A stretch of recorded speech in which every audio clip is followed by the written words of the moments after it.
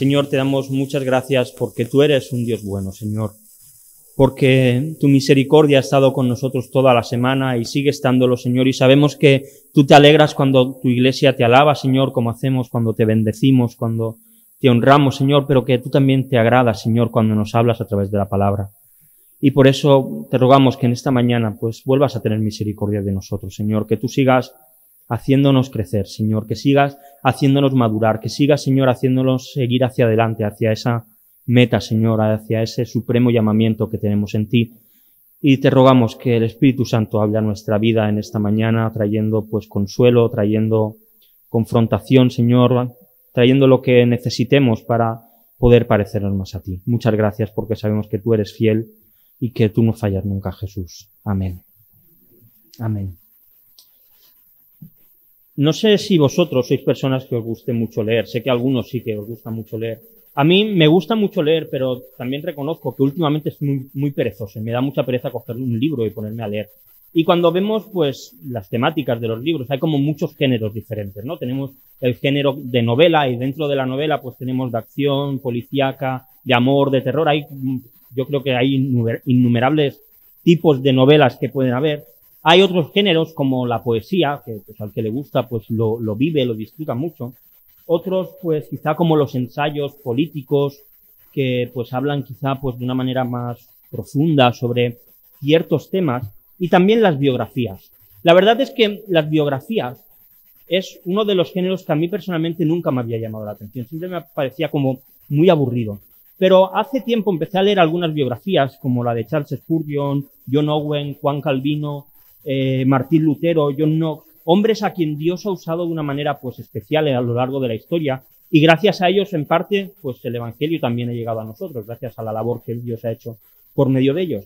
Y la verdad es que cuando lees las vidas de personas que han vivido lo que nosotros vivimos, el cristianismo, y que Dios los ha usado tanto, a veces son, pues, de ánimo, de decir, ostras, mira Dios lo que ha hecho. Y cuando ves, pues, también el trabajo de ellos, su tiempo de oración, de predicación, pues te das cuenta que Dios a lo largo de la historia ha sido fiel. Y hoy me gustaría que viésemos una parte de una biografía, de una persona a la que Dios usó muchísimo, por la cual, sin ninguna duda, el Evangelio también nos ha llegado a nosotros, y que basó su vida en un mensaje sencillo, claro, pero que también fue transformador. Así que, si tenéis Biblia y me queréis acompañar, vamos a ir a la primera carta de Timoteo, al capítulo 1, los versículos del 12 al 20. Primera de Timoteo, capítulo 1, los versículos del 12 al 20. 1. Primera de Timoteo 1, del 12 al 20.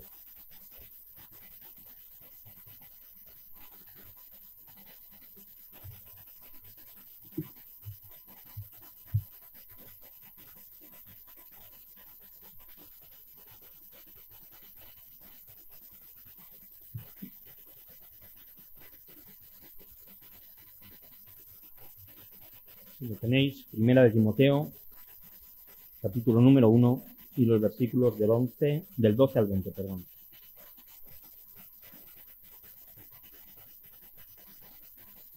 Está por ahí de las últimas cartas que escribió Pablo en el Nuevo Testamento. ¿Sí? Dice así: doy gracias al que me fortaleció, a Cristo Jesús nuestro Señor, porque me tuvo por fiel, poniéndome en el ministerio, habiendo sido yo antes blasfemo, perseguidor e injuriador, mas fui recibido a misericordia, porque lo hice por ignorancia en incredulidad. Pero la gracia de nuestro Señor fue más abundante con la fe y el amor que es en Cristo Jesús. Palabra fiel y digna de ser recibida por todos, que Cristo Jesús vino al mundo para salvar a los pecadores, de los cuales yo soy el primero. Pero por eso fui recibido a misericordia, para que Jesucristo mostrase en mí primero toda su clemencia, para ejemplo de los que habrían de creer en él para vida eterna. Por tanto, al Rey de los siglos, inmortal, invisible, al único y sabio Dios, sea honor y gloria por los siglos de los siglos. Amén. Este mandamiento, hijo Timoteo, te encargo, para que conforme a las profecías que se hicieron antes en cuanto a ti, milites por ella la buena milicia, manteniendo la fe y la buena conciencia, desechando la cual naufragaron en cuanto a la fe algunos, de los cuales son Himeneo y Alejandro, a quienes entregué a Satanás, para que aprendan a no blasfemar. Amén. La verdad es que cuando miramos la vida de Pablo, y si hubiese un currículum, ¿no? Sabemos que los políticos en el portal de transparencia del gobierno tienen que poner ahí su currículum, lo que han estudiado, dónde han trabajado y demás. Si cogiésemos el currículum de Pablo y lo observásemos, él era un muy buen candidato para ser apóstol. Era una persona que conocía muy bien la ley, era discípulo de Gamaliel, que era el maestro más importante que había en aquel tiempo. Era un hombre celoso que se dedicaba en cuerpo y alma a aquello que hacía. Era una persona de la que te podías confiar y que si le dabas una tarea, sabías que le iba a poner todo su empeño en hacerla bien. Pablo humanamente podía tener muchos motivos de los que estar orgulloso. Seguramente si se comparara con otros discípulos de otros maestros, él destacaría. Cualquiera diríamos, Pablo, si tengo que escoger a alguien, lo escojo a él para que me ayude en este servicio. Era un buen fichaje para el cristianismo. Poniendo un símil futbolístico, valdría mucho dinero pagar su cláusula de rescisión y traerlo a nuestro equipo. Era un buen, alguien que valía la pena. Pero en cambio vemos que el versículo 12 dice, doy gracias al que me fortaleció, a Cristo Jesús nuestro Señor, porque me tuvo por fiel poniéndome en el ministerio.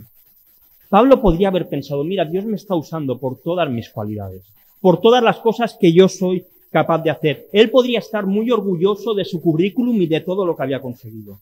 Pero en cambio, se coloca en una posición de debilidad. Se coloca en una posición de inferioridad y agradece a Jesús que Él haya sido el que le ha fortalecido y el que le haya puesto en su ministerio apostólico. Pablo no, en ningún momento, y tiene muy claro que él no está haciendo lo que está haciendo por nada de lo que él tenga. Y que además Jesús le ha tenido por fiel. Qué bueno esto. Yo creo que es un orgullo poder decir, el Señor me tiene como alguien fiel. El Señor me tiene como alguien que no le falla, que le sigue. Él no dice que Jesús le ha reconocido como alguien fiel. Realmente no vemos en la vida de Pablo que quizá Pablo haya querido abandonar en algún momento el ministerio o que haya tenido dudas y haya dicho, bueno, pues voy a dejarlo y voy a... Si hubiese habido esas dudas, podríamos decir, pues sí, al final Pablo, aún en medio de las circunstancias, decidió ser fiel. Pero, en realidad, él no encuentra en su vida un motivo para que Dios le llame fiel. Él no se siente digno de ser llamado fiel por Dios. Y se da cuenta que su fidelidad por Cristo y su ministerio tienen un solo motivo, el mismo Señor Jesús. Él está haciendo lo que está haciendo porque Jesús es el que le está manteniendo y es el que le está guiando. Y creo que esto choca mucho con las superestrellas de los púlpitos de hoy en día. Con los libros de 10 técnicas para tener un ministerio exitoso. 10 pasos para seguir para ser próspero en tu ministerio. Con aquellos que llenan iglesias de cientos y de miles de personas que van a escuchar a esa persona y las cuales hablan más de ellas que de la Biblia. Cualquier ministerio, ya sea público o privado, ya sea en la iglesia o en nuestro trabajo, tiene que ser soportado por Jesús. Tiene que ser mantenido por nuestro Señor. El servicio es una evidencia de que Dios nos ha considerado fieles. Y vuelvo a repetir, tanto servicio en la iglesia como fuera de ella. Vivimos en un tiempo en el que nuestro trabajo es nuestro mayor ministerio. Es donde más podemos dedicar a hablar de Jesús. Donde más podemos llegar a los corazones. Y esto es así. Porque Dios ha querido considerarnos fieles por medio de Jesús. No por nada que nosotros podamos hacer. Pobre de aquel que sirve a Dios y se piensa que sirve porque es muy bueno en algo. Los que servimos lo hacemos solamente porque Dios ha querido hacerlo así. Y esto tiene que llevarnos a ser valientes, porque la realidad es que somos torpes, en que nos equivocamos un montón de veces, todos. Pero aún así, Jesús nos sigue llamando fieles, porque Él hace que lo seamos, porque Él es el que nos mantiene, Él es el que nos fortalece. Igual que Pablo tenemos que decir, doy gracias al que me fortaleció, doy gracias al que me mantiene. Porque no es por mí, no es por mis fuerzas, no es por nuestras fuerzas, es porque el Señor hace eso en nosotros.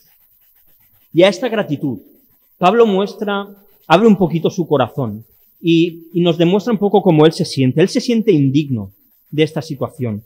Y aparte, se maravilla de la misericordia de Dios. Dice el versículo 13, habiendo yo sido antes blasfemo, perseguidor e injuriador, mas fui recibido a misericordia, porque lo hice por ignorancia en incredulidad. Pablo, para los cristianos, era un gran enemigo. Él se había encargado con toda su fuerza, con toda su influencia, de acabar con todo aquello que tuviese que ver con Jesús antes de su conversión. Él era un fariseo y era de los que vivían bien el fariseísmo. Eran capaces de hacer lo que fuese por defender lo que él creía. Pero a él no le importa reconocer cuál era su pasado.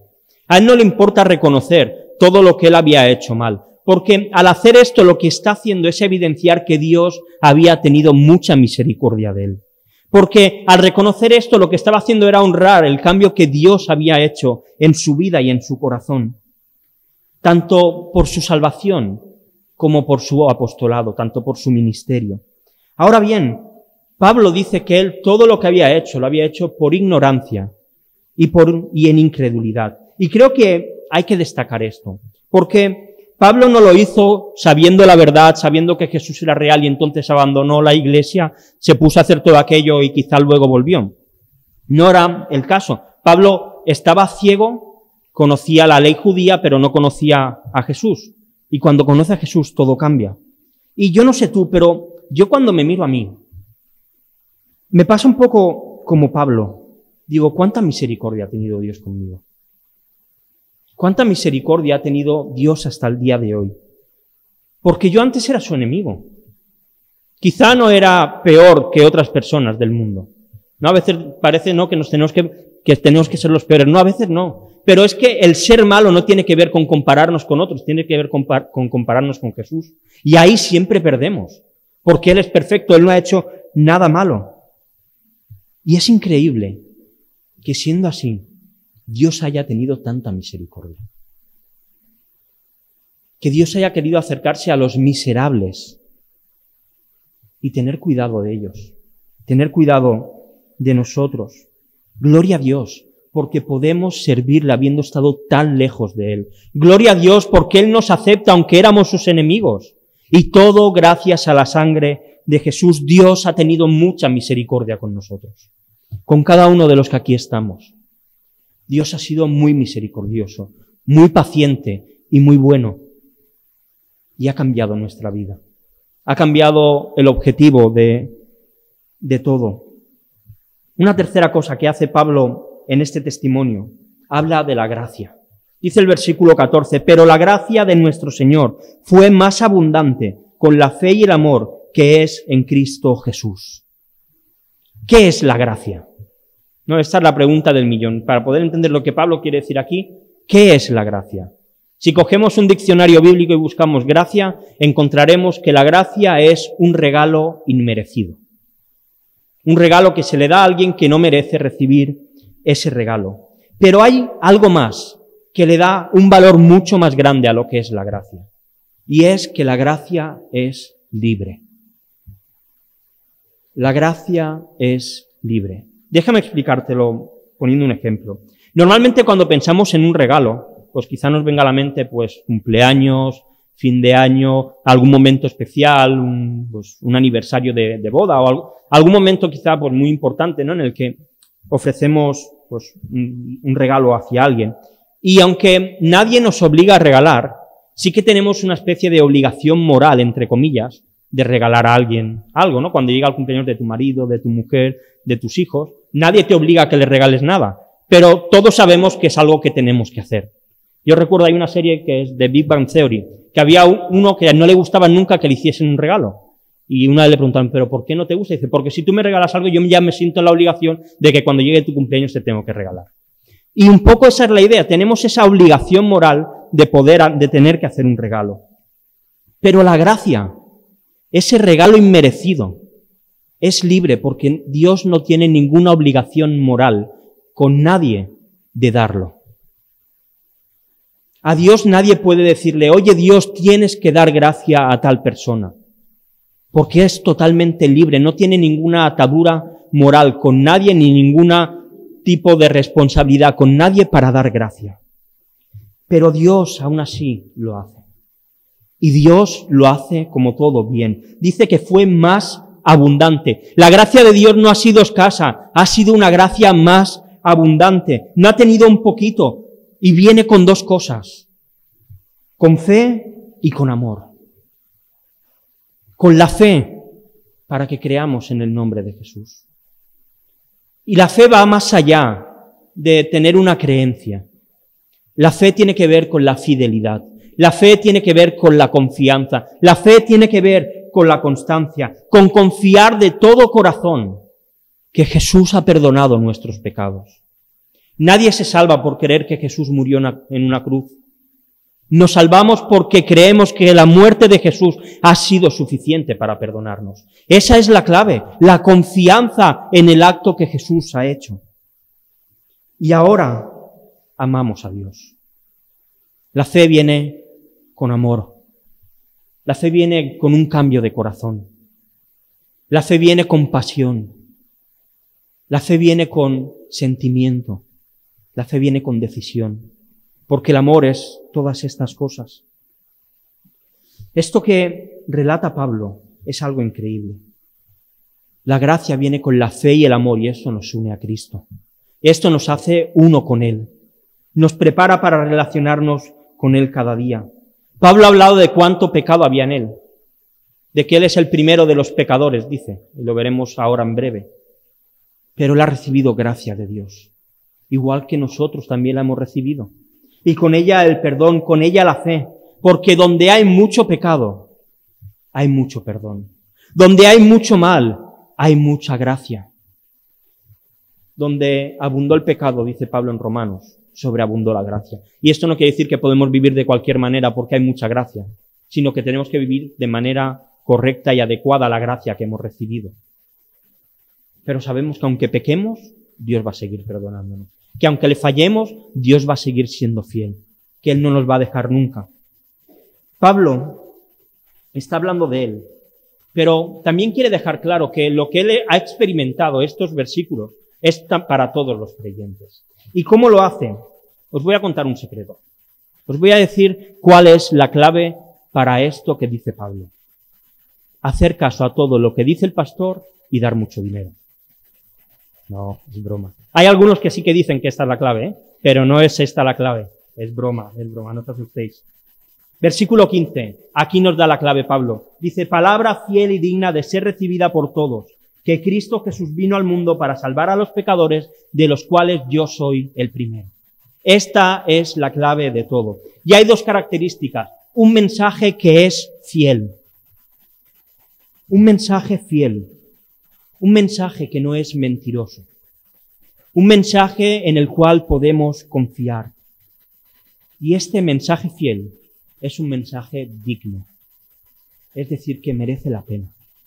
Que vale la pena creerlo. Que vale la pena que lo recibamos. Que vale la pena que todo el mundo crea en él. Pablo no le está diciendo a Timoteo, Timoteo, tienes que creer esto sí o sí. Pero le está diciendo, lo que te digo es un mensaje en el que vale la pena creer. Es un mensaje en el que vale la pena que tú pongas tu confianza. ¿Y cuál es el contenido del mensaje? Que Jesús era Dios, que dejó el cielo y vino a la tierra para salvar a los pecadores. Sencillo. Fácil. Cualquier niño pequeñito lo entiende. Jesús dejó su gloria, vino a la tierra para salvar a los pecadores. Esta es la clave. Esta es el meollo de la cuestión. Un mensaje fiel y el cual vale la pena creer en él. Un mensaje por el cual vale la pena vivir. Un mensaje que nosotros hemos creído. Un mensaje en el cual nosotros hemos puesto nuestra fe. A veces parece que el Evangelio es solamente para aquellos que no creen, para ver si así creen. Pero el Evangelio es para cada día de nuestra vida. El Evangelio tiene que ver con la felicidad, pero también con la tristeza. Tiene que ver con las fuerzas, pero también con que estamos cansados a veces. El Evangelio sirve para cuando estamos enfermos, pero también para cuando estamos sanos. El Evangelio sirve para cuando tenemos trabajo y para cuando no lo tenemos. Para los que están casados y para los que están solteros y para los que están viudos. El Evangelio sirve para toda la vida. Porque Jesús vino a la tierra para salvar a los pecadores. Jesús vino a la tierra para rescatarnos. para darnos esperanza, para darnos seguridad, para en un mundo lleno de sinsabores, darnos sal, para en un mundo que nos intenta saciar con cosas que rápidamente desaparecen, ofrecerse como un pan que da vida, para un mundo el cual nos da de beber muchas cosas que nos dan más sed aún, el venir con un agua que sacia la sed para siempre. El Evangelio sirve para todos. Y Pablo dice que él es el primero de los pecadores. El primero de los pecadores. Yo cuando leo esto digo, Pablo, tú no me conoces a mí. Si tú supieses. Él no está diciendo obviamente que él sea el primero que ha pecado. Él se está presentando como el que más ha pecado de todos. Me gusta mucho esta humildad de Pablo y creo que cuando pensamos en el Evangelio tenemos que vernos de esta manera. Sucios porque vemos a Jesús perfecto, pero Él vino a la tierra para rescatar a los pecadores, para rescatarnos a cada uno de nosotros. Y el Espíritu Santo trabaja en nosotros, santificándonos cada día, recordándonos esta gran verdad para que tengamos este mensaje en el cual vale la pena creer y vivir. Un mensaje por el cual vale la pena dedicar la vida. Y alguno podría decir, bueno, pero este Pablo está siendo muy exagerado. Está aquí presentándose como el mayor de los pecadores para que alguno le diga, Pablo, que no eres tan malo, va, que eres un poco mejor. Pero todo tiene su sentido. Mirad, versículo 16 dice, pero por esto fui recibido a misericordia, para que Jesucristo mostrase en mí, el primero, toda su clemencia, para ejemplo de los que habían de creer en él para la vida eterna. Una vez más, Pablo vuelve a reforzar la idea de la misericordia de Dios, que Dios ha tenido misericordia de él. Y además encuentra un propósito de su conversión.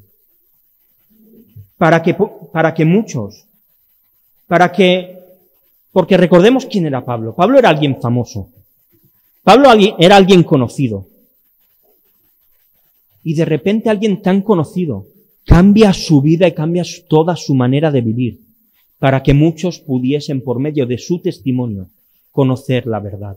Para que muchos, por medio de su comportamiento, de su cambio, pudiesen conocer a Jesús. Y Pablo se da cuenta que su conversión ha servido para que otros vengan a conocer a Jesús. ¿Te has preguntado alguna vez cuál es el propósito de que seamos salvos? Alguno piensa y dice, el propósito de que Dios nos salve es ir al cielo. Y es verdad, es uno de los propósitos. Pero si ese fuese el propósito final, cuando nos convertimos, Dios nos llevaría. ¿Para qué seguir aquí, no? Si el propósito es ir al cielo, pero es que el propósito es algo más. El propósito es ser testimonio de Jesús en esta tierra. Como alguien dijo una vez, para muchos somos la única Biblia que ellos van a leer. Para muchos somos el único contacto que van a tener de Jesús en sus vidas. Para muchos somos la única evidencia de la verdad que van a poder encontrar. Pablo tenía clarísimo que él y su testimonio servía para que otros creyesen. ¿Para qué sirve el nuestro? ¿De qué sirve nuestro testimonio? ¿De qué sirve nuestra vida? Ojalá seamos esa Biblia que muchos quizá nunca abran, pero que al leernos a nosotros la encuentren. Y lo que hace Pablo ahora, a mí me deja alucinado. Y es algo que a veces hace en sus cartas. ¿No? Normalmente si cualquiera escribimos una carta, hoy en día pues se escriben emails o WhatsApps o cosas así. Pero si escribimos, pues no estás escribiendo y sigues tu argumento, y no te para de repente a hacer una alabanza, ni te pones a cantar, ¿verdad? Pues Pablo sí lo hace, mirad, versículo 17. Por tanto, al Rey de los siglos, inmortal, invisible, al único y sabio Dios, sea honor y gloria por los siglos de los siglos. Amén. Este Pablo se ha vuelto chalao. Le está escribiendo una carta a Timoteo y de repente se pone a alabar a Dios. Pero es normal. Porque cuando reflexionamos en la palabra de Dios, cuando reflexionamos en el Evangelio, esto tiene que producir alabanza en nuestro corazón. Tiene que producir gozo, tiene que producir alegría. Una de las cosas por las cuales me gusta predicar al principio es porque nos enfrentamos a la Biblia y la adoración surge de la palabra de Dios. cuando luego alabemos a Dios, cuando luego oremos, viene siempre como una respuesta a su palabra, a la exposición de ella. Y Pablo ha estado pensando en el Evangelio y en la misericordia de Dios, y al final acaba alabándole y adorándole, porque lo que Dios ha hecho es inmenso. A veces parece como si el cristiano tuviese que ser alguien frío, alguien sin emociones, alguien muy racional que tiene una fe pues muy racional, pero Dios nos ha hecho con emociones. Dios ha creado las emociones y las ha puesto dentro nuestro, y las emociones son parte también de nuestra alabanza.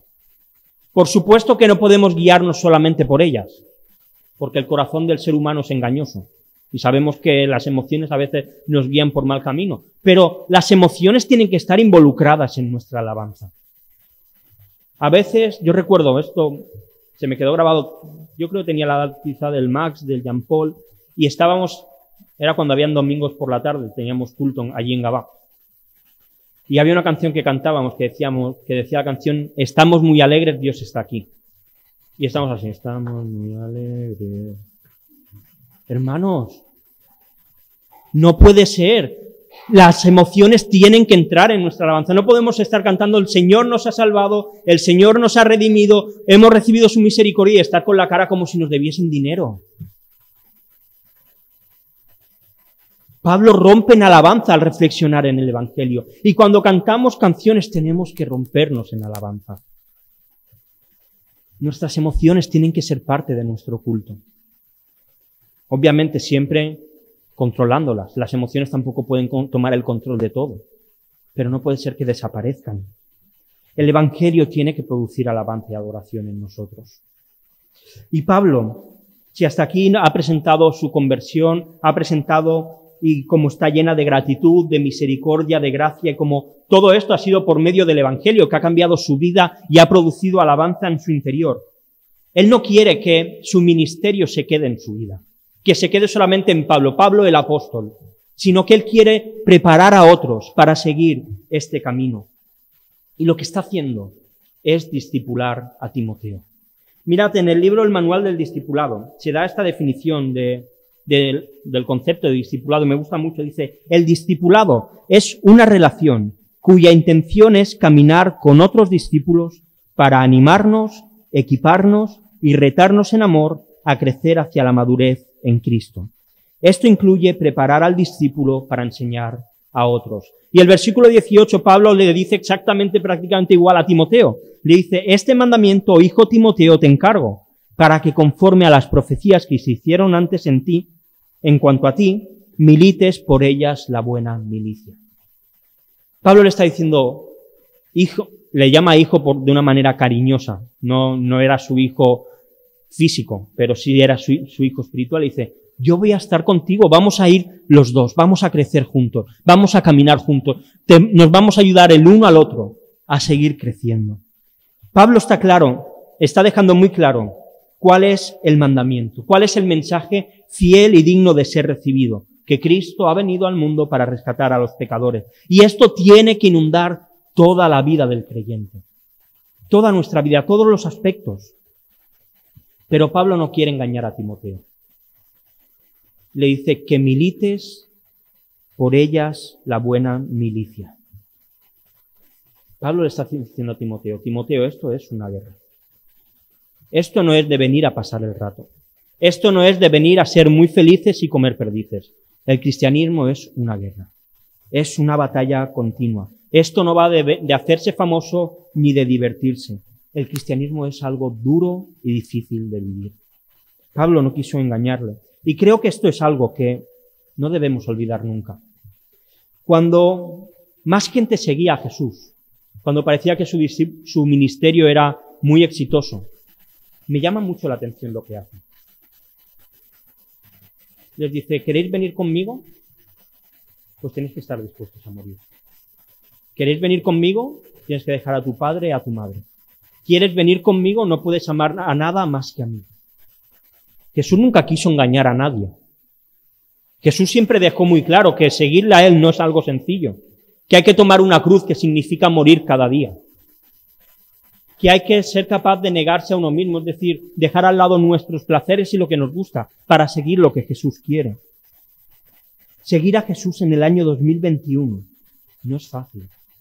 Ser simpatizante es muy sencillo, porque al final no requiere demasiado compromiso. Vengo a la iglesia de vez en cuando, canto, digo amén y luego vivo mi vida. El problema del simpatizante es que va a acabar en el infierno. Este es el gran problema que tiene y es un problema serio. Pero es que seguir a Jesús no es fácil. No es fácil porque a todas las cosas de la vida, que todo el mundo tiene, no solamente hay problemas para los que somos cristianos. La gente fuera tiene problemas, siguen habiendo enfermedades, sigue habiendo gente que se queda sin trabajo, siguen habiendo divorcios y cosas y problemas familiares. Pero es que a eso se suma la lucha contra el pecado. La lucha por querer agradar a Dios. Es difícil porque tenemos que vivir un mensaje diferente al que la sociedad predica. Todos estos nuevos conceptos que salen y que son contrarios a la Biblia, tenemos que luchar contra ellos. No es fácil, porque nuestra moral y nuestra ética es antagónica a la moral y la ética del mundo. No es fácil, porque somos pocos. No es fácil, porque el enemigo es fuerte. Pero no siendo fácil es posible. Porque el enemigo es fuerte, pero el que está con nosotros es más fuerte aún. Porque da igual lo que venga, nuestra esperanza está en Jesús. Nuestra esperanza está en que Él vino a la tierra para rescatar a los pecadores. Si quieres una vida fácil, el cristianismo no es tu sitio. Pero estamos en una guerra y estamos batallando juntos. Y esto es importante también. No, Pablo no le dijo a Timoteo, oye Timoteo, espabila y ahora búscate la vida. No, le dijo, yo voy a estar también contigo, te voy a estar acompañando, te estoy escribiendo una carta para que sepas que estoy a tu lado. Y es que nos necesitamos los unos a los otros. El cristianismo no se puede vivir solo. Hay algunos locos que lo intentan. Pero el cristianismo nos vamos a caer tantas veces y necesitamos que otros nos levanten. Necesitamos que otros nos ayuden. Pero si no quieres guerra, entonces el cristianismo no es para ti. Ahora bien, ¿cómo se batalla? ¿Cuáles son nuestras armas, nuestras herramientas para esta batalla? ¿Qué es lo que Timoteo tenía que hacer? ¿Qué es lo que nosotros tenemos que hacer? ¿Y qué es lo que Pablo le dice para animarle, para equiparle, para retarle en amor, para seguir creciendo y ser como Jesús? Versículo 19, manteniendo la fe y buena conciencia, desechando la cual naufragaron en cuanto a la fe algunos.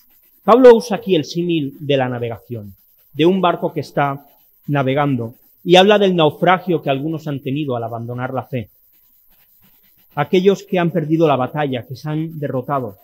Y Pablo pone el énfasis en dos cosas, en la fe y la buena conciencia. La fe no solamente tiene que ver con creer algo ciegamente, como ya también hemos dicho antes. Dios no es un Dios irracional. Dios se revela por medio de la razón también y nos ayuda por medio de la razón a ser capaces de entender. Y Él se revela de una manera comprensible para el ser humano. Él no ha puesto acertijos a ver quién es el más listo y lo acierta. Dios se revela por la naturaleza, como ya vimos también la semana pasada, y también por medio de la Biblia. Pero es que la fe va más allá. La fe tiene que ver con confianza, tiene que ver con fidelidad. Así que la batalla en la que estamos, necesitamos mantener nuestra confianza en Dios. Es clave. Sin ella fallaremos. Pero también necesitamos una buena conciencia. ¿Qué quiere decir esto de una buena conciencia? Todos tenemos una conciencia. Los cristianos y los no cristianos. Todos tenemos una conciencia. Que cuando pues, salen las películas y tal, sale un angelito y un demonio chiquitito que hablan. Todos tenemos una conciencia. Todo el mundo sabe que hay cosas que no están bien hacerlas. Todas las sociedades, independientemente de su trasfondo religioso, saben que matar está mal. Todas las sociedades aceptan que robar es algo que no es correcto. Todos aceptan que el adulterio no está bien. Aún aquellos que se presentan como muy liberales del poliamor y todas estas historias nuevas que se sacan ahora, cuando luego la persona le falla, ya no existe el poliamor, siguen habiendo estas situaciones. Hay una moral como muy extendida y muy clara que todos los seres humanos tenemos. Todos tenemos conciencia.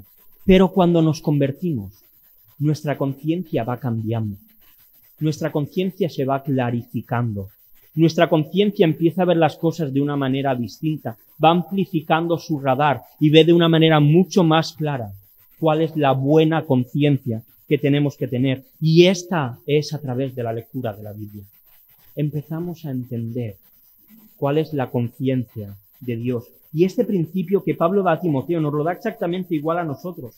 En la batalla en la que estamos inmersos, nuestra fidelidad y nuestra confianza en Dios, tanto en las circunstancias difíciles como en las promesas que Dios nos da, necesitamos más que nunca tener una conciencia clara. Una conciencia buena. Una conciencia que vea de la manera en que Dios ve. Porque vivimos en un tiempo en el que todo el mundo tiene una verdad. Todas las verdades parece que son buenas. Y se usa esta frase sacada de contexto del filósofo Karl Popper. Hay que ser tolerante con todos, menos con el intolerante. Por lo tanto, el que vaya en contra de lo que la sociedad dice se convierte en intolerante porque ellos deciden que son intolerantes y hay que ir a por ellos. ¿Qué creéis que pasa con esto? ¿Qué creéis que pasa con lo que Dios dice? ¿Qué creéis que pasa con la conciencia clara, que es intolerante? Ya no porque no tolere. Al final nosotros no queremos que nadie cambie por cambiar. Nosotros lo que queremos es que conozcan a Jesús. Pero no se acepta el que podamos estar en desacuerdo. Y la tolerancia se vuelve en intolerancia. Por eso nosotros necesitamos una conciencia clara. Porque vivimos bombardeados cada día de mensajes anticristianos. Ayer mismo vi un vídeo de una publicidad de Nickelodeon, un canal de dibujos animados de Estados Unidos, donde se explicaba la importancia de entender los colores de la bandera LGTB. Y como cada color era súper importante que los niños de 3 y 4 años lo tuviesen clarísimo. Y esa lo presentaban como la aspiración a ser. Necesitamos una conciencia clara de lo que la Biblia enseña.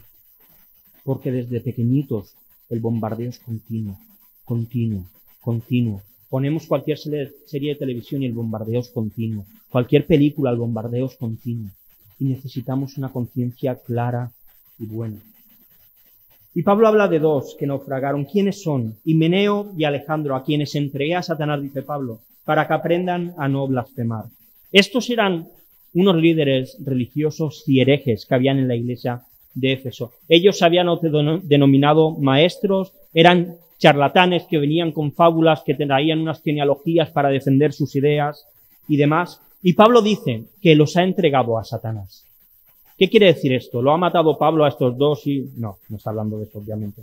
Pablo también utiliza esta expresión en 1 Corintios, si no recuerdo mal, en este caso de aquel hombre que se había acostado con la mujer de su padre y tal, y había un tema de inmoralidad, y también ahí Pablo habla de que lo había echado a Satanás. ¿Qué quiere decir esto?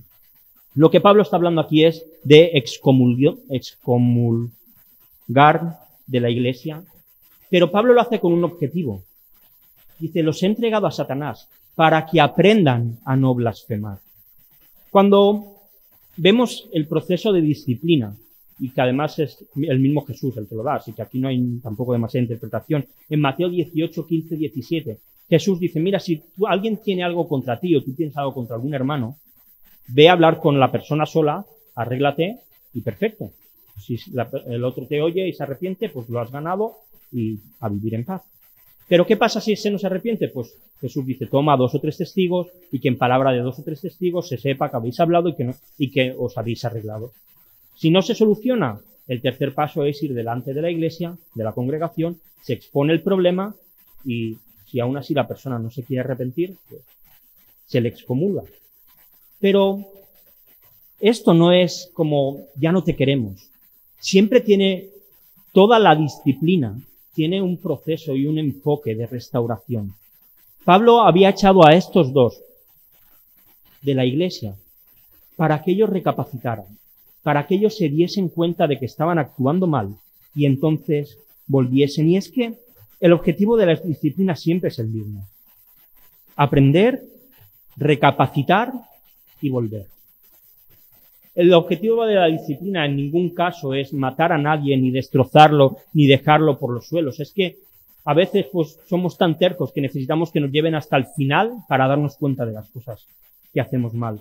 Y estos dos que habían estado predicando doctrinas falsas, quizá si se arrepentían, cambiaban su manera de pensar y se sometían a la doctrina que había en la iglesia, pues quizá pudiesen llegar a volver. Pero la verdad es que cuando se llegan a estos extremos, a veces lo más sano es que la persona pues ya no vuelva a la misma congregación y quizá pueda ir a otra. Pero quien viene arrepentido y lo verbaliza, al final, pues, y cada caso en este tema es un mundo, pero el objetivo siempre, y Pablo lo vemos, es el de la restauración. Y creo que tenemos que tener eso en mente. Cada uno de nosotros estamos llamados a restaurarnos unos a otros, a ayudarnos a crecer, a llamarnos la atención cuando es necesario, pero siempre con ese amor y esas ganas de restaurarnos. Y es importante que en la batalla en la que estamos también seamos restauradores. Seamos personas que cuando alguien pues se equivoca, le llamemos la atención y le ayudemos a volver. Y quiero acabar ya. Pablo en el texto de hoy expresa cuál ha sido su reacción al reflexionar en el Evangelio y cómo el Evangelio ha cambiado toda su vida. Y no solo eso, sino que siendo un gran pecador, Dios ha querido usarle como apóstol y como alguien que ha llevado el Evangelio a otros. Por encima de los muchos pecados hay mucha gracia. Por encima del mucho mal que hacemos hay mucho perdón. Y Pablo lo resume en una frase. Cristo Jesús vino al mundo para salvar a los pecadores.